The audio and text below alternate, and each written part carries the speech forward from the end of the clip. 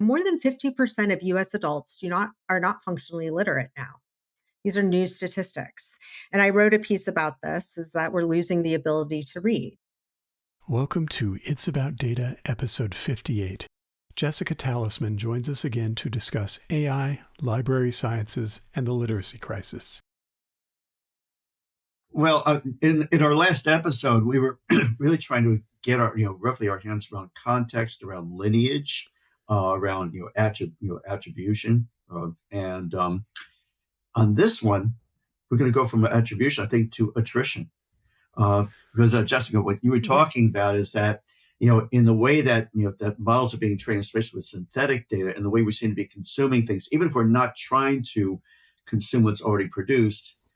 In effect, it's almost like we're getting into a situation where we're now eating recycled food, or going back to my rock and roll band days when basically you keep doing the same tape loop, but you keep re-recording it until eventually the signal noise ratio just got to the point like all you could hear was static. But Justin, can you kind of take it from there? Yeah, I would liken it to like a photograph that you over edit and process and over edit and process, and it just starts to lose resolution and pixels. And so yeah, it's interesting because I've been doing a lot of research into reading and literacy. I have a background in teaching. I also have a master's in teaching, master's in information library science and teaching. And so I started looking at that because I was noticing that people don't read.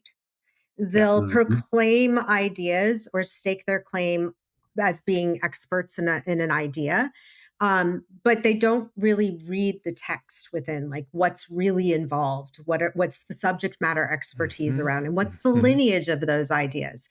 Research isn't easy. You can't just read one blog or one article and completely understand or claim expertise in an area. You're building on the shoulders of giants. And that's just the nature of research. So in that thesis, more than 50% of US adults are not functionally literate now. These are new statistics. And I wrote a piece about this, is that we're losing the ability to read, which is actually impacting learning scores. I'm doing some interesting research now around this specifically. Is part of that crisis. What it's leading to is where we benchmark and track generation by generation kids' competencies in certain areas in the learning sciences. Kids are graduating from high school and entering university now without being able to read full sentences. Yeah, it's scary. And the funny thing is, I've for years I've been saying that it's kind of the best of times and worst of times for literacy, because text is pervasive in modern society. In spite of the rise of video, who doesn't know how to text? Like almost any kid you talk to knows how to text, and yet we're losing this deeper reading ability, the ability to actually read at length. Well, actually, but not only that, the actual act of texting, we're now basically kind of basically abbreviating words and not just using proper abbreviations, like instead of K. Yeah. In other words, we're like our use of language is now becoming fractional, actually. Yes. Yeah. And always it's been, there's always been vernacular that is abbreviated, or, you can look at Gen Z and the skedaddle, skibble, whatever that translation is. But yeah, we're in an attention deficit. This attention economy, which is fueled with social media and all of those other things, that's seeping through and coming out in our ability. Now, one of the things is reading is writing and writing is reading. So the two go hand in hand. So writing composition and reading composition, your ability to research, your ability to think critically and digest complex concepts like reading comprehension is at an all-time low. And your ability to self-edit, that's another thing I've seen, right? Yeah. Like to be a good writer, maybe there are some absolute geniuses that could just like churn out text and have it be good. But generally it means reading your own ideas over and over again and then iterating them until they're good. Tony knows about this. Jessica, you know about it. Yeah. Well, it's so painful. It is. Put it this way, but I'm going to take it up a notch, which is basically that a lot of people are not even writing anymore. And some of it, I mean, when I look at, for instance, like LinkedIn, and I look at, these people who post every day, and it's typically like one sentence, these like long things, these long, basically tirades of like one sentence paragraphs, and you'll see about 20 of them. And it's obvious that AI has written this. And so the fact is that, not only are we losing our ability, to read, but when we start putting this into AI, to generate content, we're losing our ability to write. Now, I will not mention any names to protect the guilty, but I was having drinks with a colleague of mine with an analyst firm a few weeks back, and he's basically said that and it's a small firm, but the way they can do 15 different versions of it's not magic quadrants, but every vendor has their magic quadrant or wave kind of equivalent. The way they do that is like we just have AI write it. And we're now supposed to be curators of what AI gives us. And so that to me was just, and this is just in my own profession. I mean, I still believe in writing full paragraphs, not these one sentence.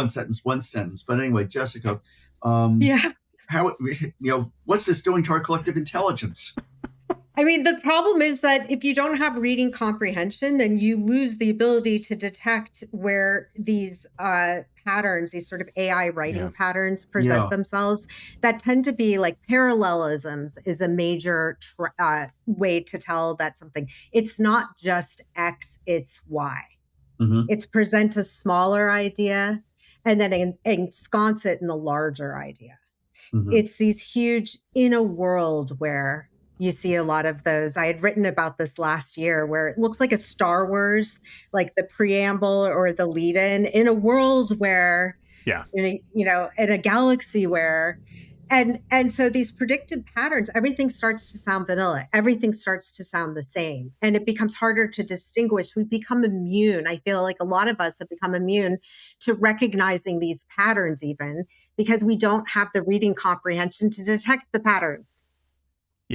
Yeah, and we don't have the reading comprehension to develop larger ideas and to be able to connect ideas across different sources and to be able to argue, I don't know, the maybe policy differences between Milton Friedman and Ben Bernanke or something like this, right? Take different people from different eras in time, take the evolution of economics or tech or culture or literature and make analyses. Yes. And you're presenting your company ideas. That's the other thing is like within an enterprise, you're presenting you're in the same way that you structure your knowledge infrastructure, the way that represents your workflows or your documents or your company's language, that context extends to the content you produce for your company. So you are representing your company. And if everything sounds the same and it's AI generated and it fails to really critically get into the nuances of what your company offers, what it does, and what's the premise for this? What's the prior art? What's the discipline around what you're offering? That's being stripped out of AI generated context. Now within an enterprise, if this literacy rate is at this place, this all-time low, and we're looking at sort of this upcoming generation. I mean, this extends into adulthood. It does. The other question is like communication, enterprise communication by way of writing, by way of reading. What happens? Like how are people able to go deeper and really understand beyond just a PRD, like a product requirements document? What you need, like the actual domain expertise and knowledge. Right.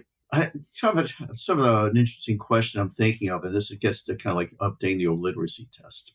And what's sort of prompting this is that, in the enterprise, as we start talking about using AI, and we start using agents, and agents, of course, magnify the attack surface, whether it be on processes, whether it be on data.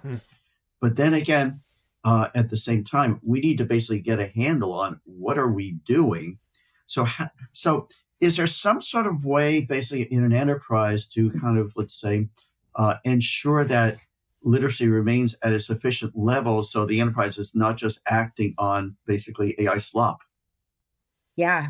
I mean, like workshops and having, if your organization, like within governance, that's a great area. AI literacy is desperately needed within organizations rather than just pushing the tools and say, everyone go wild and just do what you're going to do. There has to be that component to help teach people how to use AI and be proficient, but still be able to maintain the brand voice and people's own voice, and having requirements in terms of sources and citations and things like that forces people to go deeper and to connect their ideas to things that exist. Now, not to overuse the Amazon example, they have within Amazon, they have a writing center because everything within Amazon is based on writing. And that came from Bezos. Culture. That came from the top. 6-page memos. 6-page memos, the one pager, the all of that. And so they have a writing center, and then they have bar raisers that are writing instructors. They're like mentors that can help you. And if your manager identifies that you need help with writing or reading, you're sent to work with one of those people because it's foundational to the culture. So it's very much a culture problem as well. But people need, unfortunately, the support within organizations. It's almost like, where does the education stop? We're all in this new era where we're using new tools and we have new dynamics presented. And so, we are going to have this upcoming generation that's going to be more literacy challenged. Right. And that, Yeah. I mean, basically, I think what you're saying here is that we need literacy to have AI literacy. Yes. Yeah. You need literacy to have, I mean, how many times, if you supply a list of links and you say, here's a list of papers and research in this thing, in decision traces, and we're, because we're going to just build the system. Are you going to just read the blog post on that and just, or generate your own sort of ideation around it from a blog post? Or are you going to actually look at prior art? Are you going to be examining how other people have tackled this issue? Are you going to be examining the architecture and the historical analysis of what has been attempted within your own organization? Like, you have to understand that to be sensitive to what is the best system to design, for example, for a particular organization. I mean, it's just that comprehension is essential. And we're getting to this, like, no one has attention for it. Build fast again and break things. It's just that speed to delivery doesn't give us enough time really to address these larger issues. Yeah, and the degree to which it enriches our lives to like engage with language and engage with ideas and engage with research. I mean, frankly, coming from academia, academic papers are not always the best written. They can be very dry, and yet there are deep ideas in there. And you have to kind of overcome that. And when you go to graduate school, that's kind of one of the big shocks to the system, right? Before you're spoon-fed everything, and then all of a sudden you have to go chase down those citations and see the original work and see what ideas are there that maybe haven't even been fully excavated yet. And now we're getting it's been true for a long time, right? This is not totally new with AI, but we're getting things in a pre-digested form. And that's always been okay as long as you went and did the work to go deeper, but we just seem to be losing the ability to go deeper. We are losing the ability. I mean, just like to be able to connect ideas through lineage, to build upon others' work. That's called, in library science, is called scholarly communication. Is that, someone passes you the baton, you take the baton, you look at their findings, you try to replicate the study or the work, and then you push that idea even in the boundaries of that idea even further. Right. And that's sort of the discipline and rigor that builds these sustainable systems and technologies. It's interesting when we look at these papers and ideas that are being published, there's some challenges in scholarly publishing right now as well. And that ArcFix is a host for more white papers in addition to peer-reviewed work or studies. But it's the other thing is that it's the collective intelligence, and being able to document, to be able to, can you restate this thesis in your own words and connect it to things that exist in the real world? Gotcha. Yeah. Anyway, just to kind of wrap this up, I'm sort of wondering what this sort of reminded me of a little bit was back in the 1970s when you got TI calculators. Yes. Electronic calculators. And there was a lot of concern about would we forget about how to perform math, how to understand mathematics. Are there any lessons we can take from that can adopt for this AI era, where one AI basically can almost do our reading for us, and so we stop reading and we stop and can do our writing for us? Are there any lessons we can take from the era when we adopted electronic calculators? Well, I don't think math class stopped.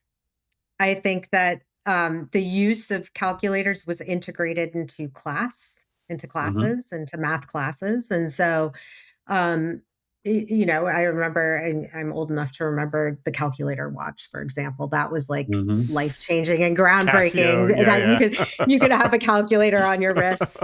And like, what's the real world implementation? Like, are you still going to have to synthesize and apply that math to real life instances? I mean, math goes into literacy as well, not just math literacy or numbers, but goes into actual literacy, because you have to be able to synthesize and present ideas. So, it's led to a different way of presenting the work and incorporating the technology. And that goes back to AI education, AI literacy, and understanding what are opportunities. For example, I wouldn't use AI necessarily for research, except for being able to summarize ideas as a starting place, Yes. Like, right? I mean, that's just a starting place. And to confirm, I also use it because I want to see how it will present or summarize my own ideas. And looking at different iterations of that. Do I use it for my own research and writing? No, because it strips a lot of, again, the lineage and citations. Right. And so that act of knowing how to critically think, even the act of researching itself, involves literacy. And that is is an important skill. It's a critical skill in order to think critically about ideas, is the ability to research. Yeah. So I think that it has its place, but when spell check came on the scene, one of my biggest pet peeves is when they text and they get mixed up two and two, TO versus TOO, for example. Well, it's obvious. TOO plus TOO equals TTOOOOO. Yeah. I mean, but how many times does spell check catch that grammatical error? Exactly. And it's less sophisticated. So you really need to, it's like a partnership. It's that human in the loop constantly. Right. Yeah. Because if you wholesale just give that power away to a machine, that muscle weakens and it starts to impact your actual brain, your frontal lobe. And your parietal lobes will weaken. It'll decondition your brain. It's important for the health of your brain, especially when aging, which is why things like crossword puzzles, those types of things are recommended for aging. So there's also physiological impact of not having and not staying on top of and like literate. We need to make our brains hurt. Yeah. We do. Sometime let's record a follow-up episode and let's talk about ideas for how to actually address some of these problems. Oh, exactly. Yes. And I think that there's some pretty interesting work going on out there in terms of like what's happening in classrooms, and that we can draw a lot of wisdom. That would be pretty cool. We'll make it very nice. Thanks for taking the time. Excellent. Thanks, guys. It's so great. And happy anniversary. Thank you so much. Yeah. Thank you for taking the time this year, and especially last year when we were nobodies. Yeah. We still kind of we were nobody. Absolutely. You guys are rock stars. Yeah. Thank you. Thank you. Take care. Bye.